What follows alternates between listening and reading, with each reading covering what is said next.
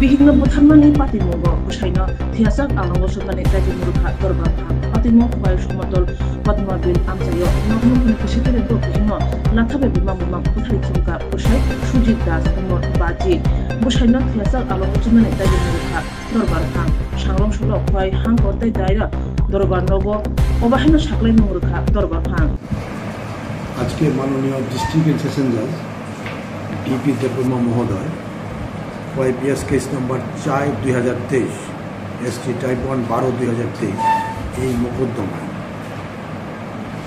আসামি সুজিত দাসকে যাবজ্জীবন কারাদণ্ডে দণ্ডিত করেন।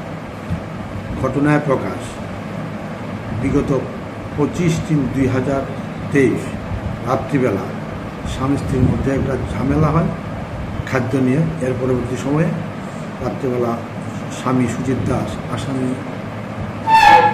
সুজিত দাস অপর্ণাকে লাঠি দিয়ে আঘাত করে এবং ইনজিউর্ড করে পরবর্তী সময় রাত্রিবেলায় খোয়াই ডিস্ট্রিক্ট হসপিটালে নেওয়ার পথে ওর ওয়াইফ অপর্ণা মারা যায়।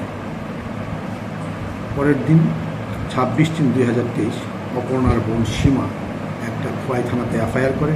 এই এফআইআর মূলে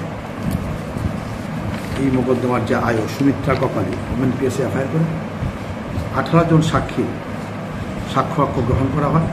এই 18 জন সাক্ষীর সাক্ষ্য বাক্য শেষ হওয়ার পর মাননীয় আদালত ডিস্ট্রিক্ট সেশন জজ বিপি দেববর্মা মহোদয় এই সিদ্ধান্ত উপনীত হন যে আসামি দোষী। সেই মোতাবেক আজকে আসামি সুজিত দাসকে যাবজ্জীবন কারাদণ্ডে দণ্ডিত করে সেকশন 498 অ্যান্ড 302 আইপিসি এবং 20,000 টাকা জরিমানা অনাদায়ে আরও 5 মাসের জেল প্রদান করেন।